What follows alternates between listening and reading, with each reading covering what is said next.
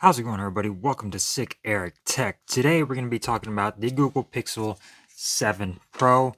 We're going to be talking about my likes and dislikes of this device.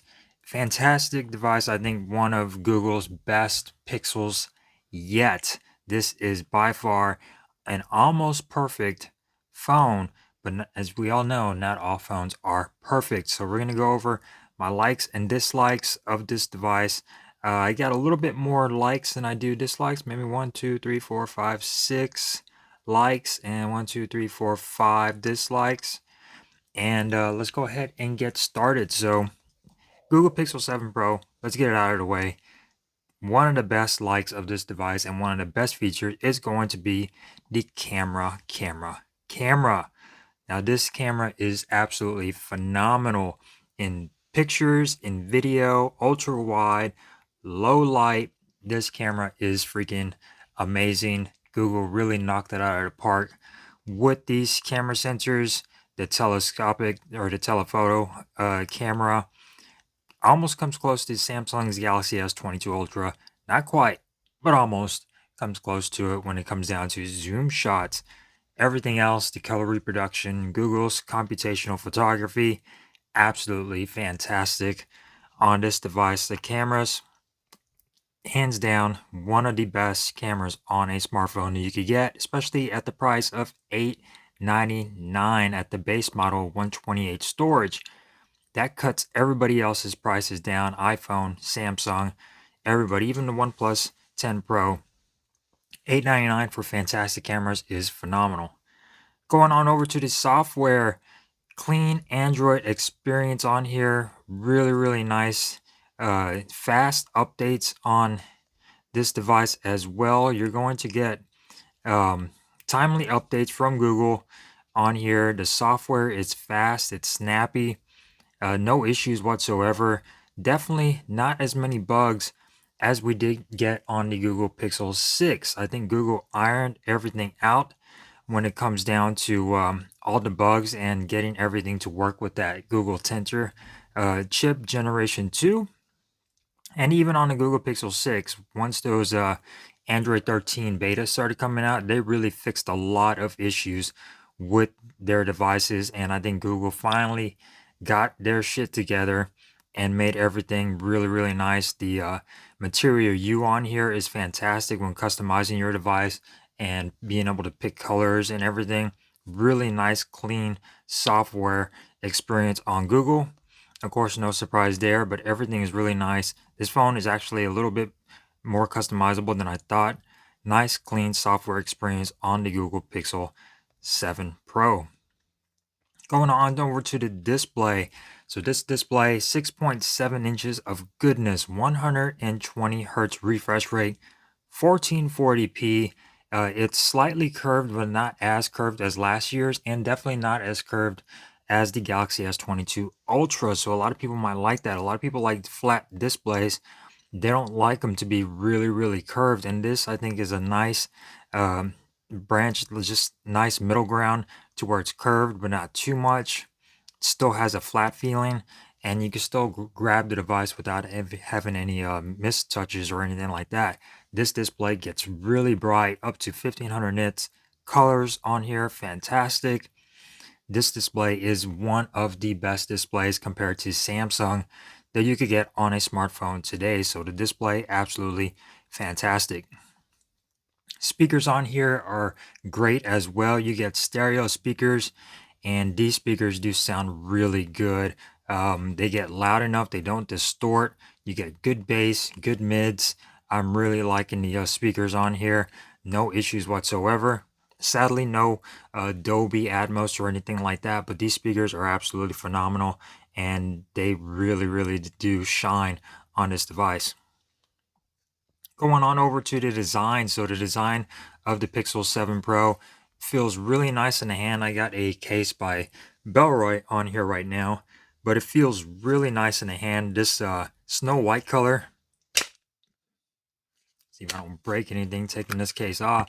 This snow white color, absolutely gorgeous. It also comes in a hazel and obsidian black, but I think this color really does shine. It's sort of like looks like a tile, from a bathroom or something, but it still looks nice. This chrome accent looks good too. We're gonna talk about that chrome accent in a little bit on the dislikes, but it just looks like a really good refinement from last year's Pixel 6 is this design, and it just looks phenomenal. Everything is nice and smooth on the sides. You get that curve back, so it's comfortable to hold. It just feels nice. It's big, but it's not as big as, say, the Galaxy S22 Ultra. The corners are sharper, but they're not as sharp. They're a little bit more rounded off than last year, and it still feels good in the hand, so you don't get that dig into your palm. Fingerprint sensor. This fingerprint sensor is way better than it was last year. This thing is a lot faster and a lot easier to use. Last year's on the Pixel 6 and 6 Pro, or I had the Pixel 6, that fingerprint was a nightmare. It was slow. It didn't unlock the device most of the time, and it was just very annoying. This year, they changed the fingerprint sensor, and it's a lot better. Plus, we also do get facial recognition, which helps with that. So if your fingerprint sensor fails you, you still got facial recognition to unlock your device. So that is fantastic news on Google's front. So going on over to the dislikes. So the first dislike is going to be signal. So I am on 5G on T-Mobile, and for the most part, signal is okay. As you can see right here, my signal is a little bit low, and that's pretty much the case when it comes down to 5G, no matter where I'm at. As you can see, I got about 2 bars.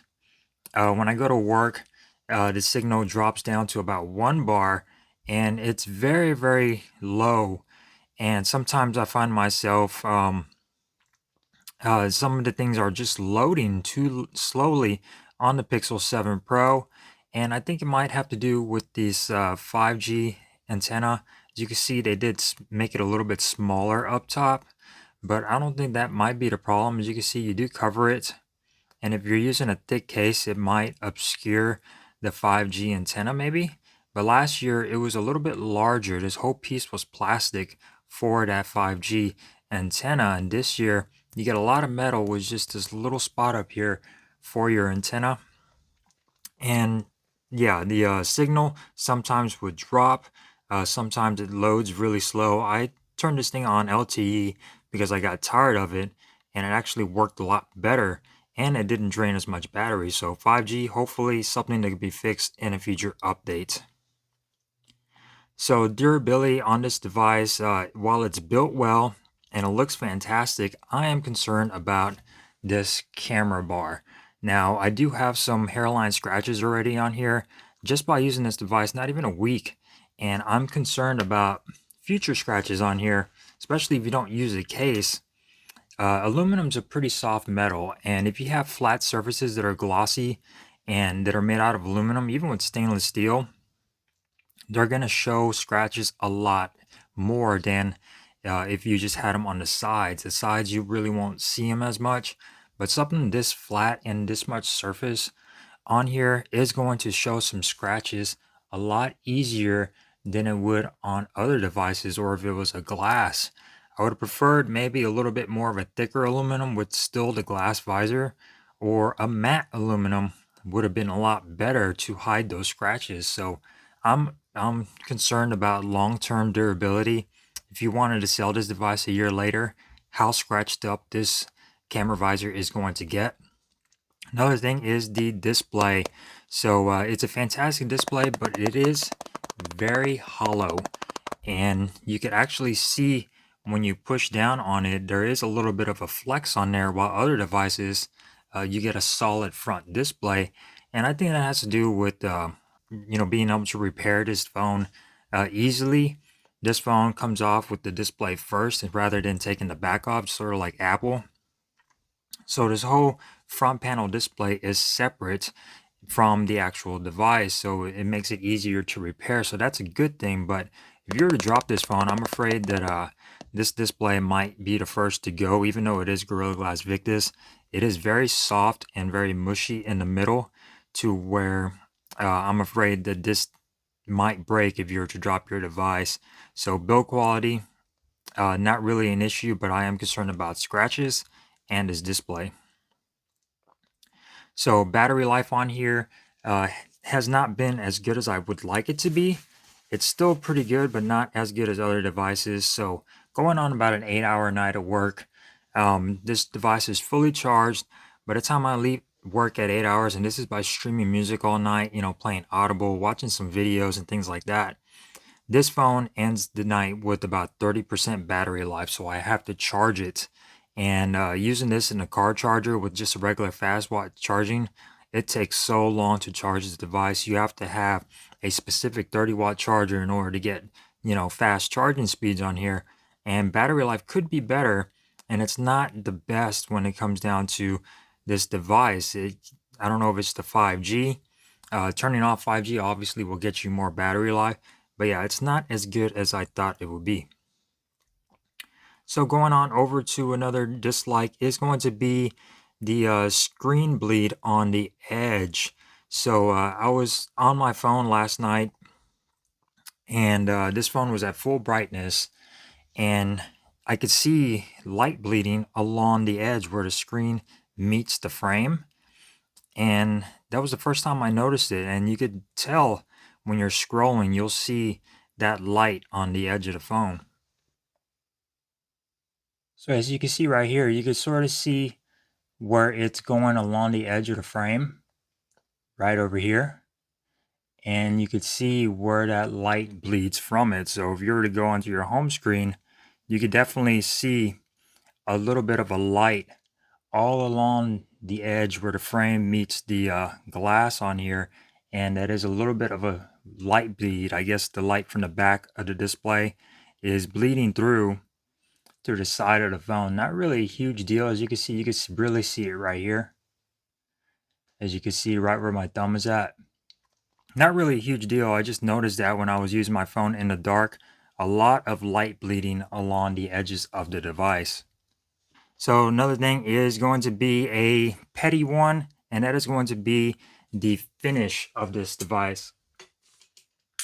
And get one of my lights back on.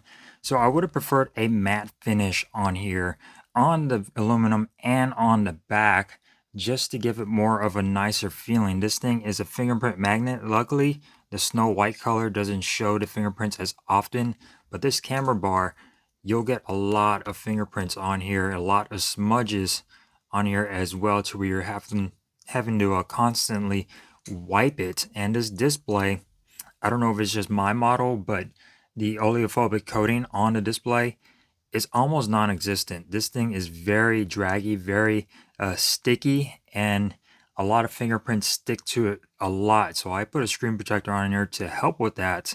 But this device will get so dirty and smudgy just by 1 minute of using it. There's smudges all over this display and on the back. So I would have preferred a matte finish on the back and maybe a little bit better of oleophobic coating on the front of this device. But other than that, this phone is fantastic. This is one of Google's best Pixels in my opinion. It's fast, it's snappy, this refresh rate, the pictures on here, the video, all top notch on here. It's just little things that I would like to see improved, maybe for the Pixel 8, but still fantastic. Google really knocked it out of the park with the Pixel 7 Pro. So that's pretty much it, guys. My likes and dislikes of the Google Pixel 7 Pro. Thank you guys for watching. I really appreciate it. Subscribe, like, and share if you enjoyed this video. Thumbs up if you didn't. Thumbs down. I will see you next time. Peace.